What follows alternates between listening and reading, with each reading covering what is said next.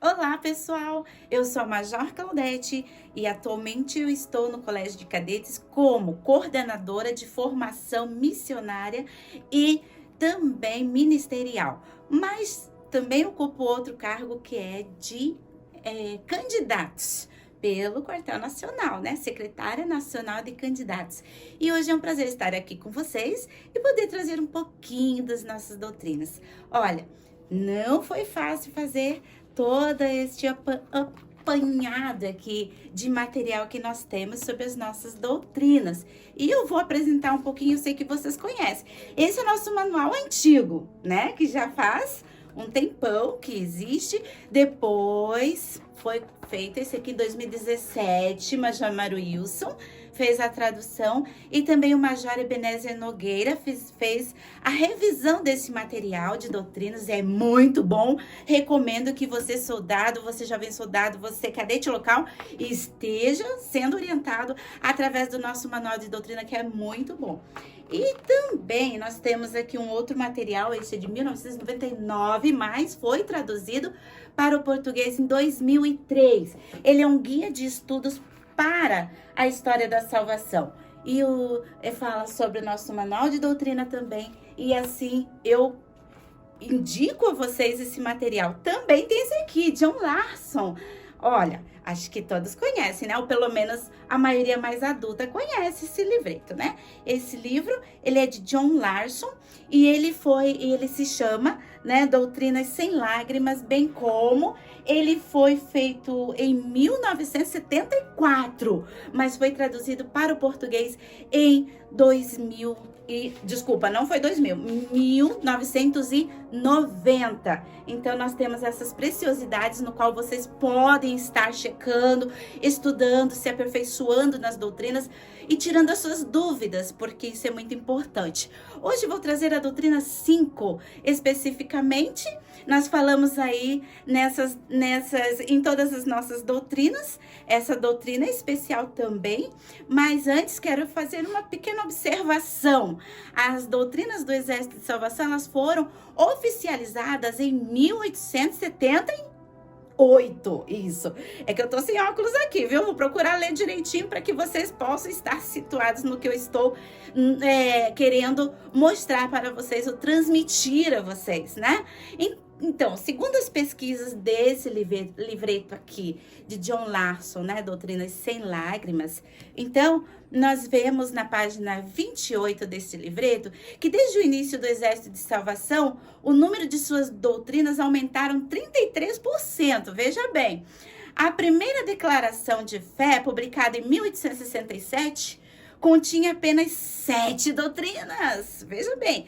Em 1870, aumentou para 10 doutrinas e depois para 11.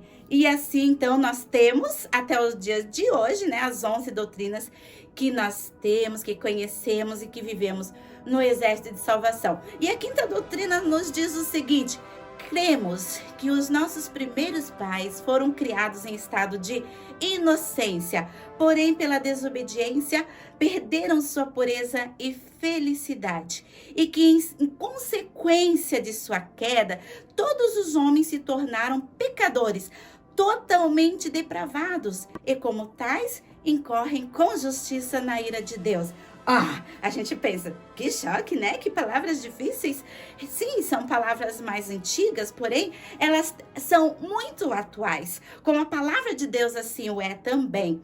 Né? A afirmação principal desta doutrina é o pecado e a desobediência.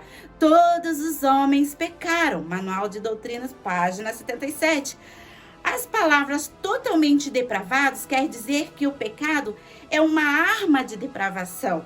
É uma arma de depravação e de fraqueza moral para todos os seres humanos, pois todos pecaram e estão destituídos da glória de Deus, diz onde? Romanos 3:23, bem conhecido de todos nós. O pecado afasta o ser humano de Deus e daí a separação do eterno. Isso não é segredo para nenhum de nós. Sabemos que na fase original, o pecado não fazia parte da vida humana. Deus criou homem e mulher à sua imagem e semelhança. Ambos eram perfeitos perfeitos e não existia a morte. Com a chegada do pecado, através da desobediência, então o ser humano tornou-se pecador, totalmente depravado, devido à invasão do pecado em seus sentidos racional, moral e espiritual. Visto que o ser humano foi criado com livre-arbítrio e por este motivo, então, sob o olhar da ira e justiça de Deus, porque o nosso Deus é justo. Aleluia! A boa notícia é que Deus mesmo, pela sua infinita bondade, misericórdia, preparou para nós uma porta de salvação. E então, quando o Senhor abre esta porta, ou por quem Ele abre essa porta? Jesus Cristo.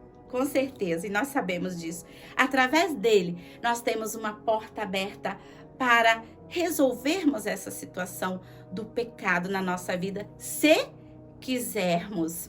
Então, ele mesmo nos dá a solução para a restituição da vida eterna, para quem quiser restituí-la.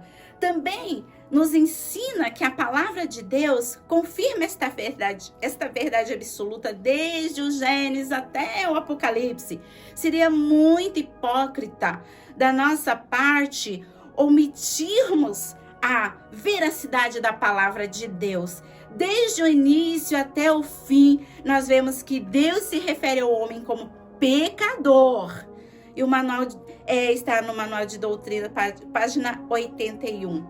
Quantas vezes Jesus disse: os teus pecados estão perdoados? Quantas vezes os profetas e sacerdotes levantaram holocaustos ao Senhor em prol do perdão do pecado do povo? Vivemos em comunidade. Precisamos viver de forma coletiva. E isto é bíblico. Um precisa do outro. Porém, na maioria das vezes, este ato de vivermos unidos faz com que continuemos pecadores pelo exemplo que temos à nossa volta e pelo nossa liberdade de escolha, ou seja, por escolhermos mal. Porque na maioria das vezes escolhemos o que agrada ao nosso próprio coração e não ao coração de Deus. Nos ensina também essa doutrina, número 5, que a transição humana do estado de inocência para o totalmente depravado é muito comum, fácil de se chegar, acessível a todos, independentemente da idade.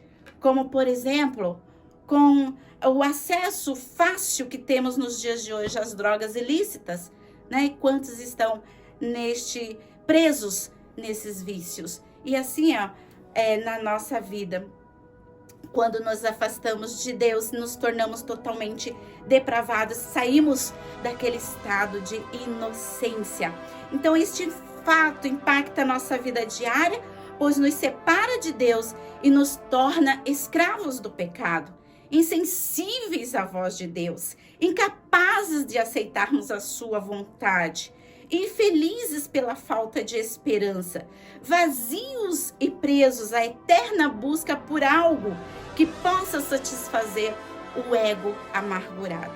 E eu termino para vocês com este versículo de Efésios, capítulo 2, versículo 3, que diz assim: entre os quais todos nós também antes andávamos nos desejos da nossa carne, fazendo a vontade da carne e dos pensamentos, e éramos por natureza filhos da ira, como os outros também.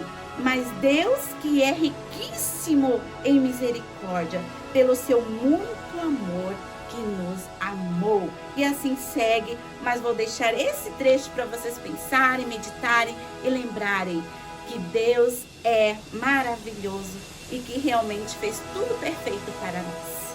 Deus abençoe.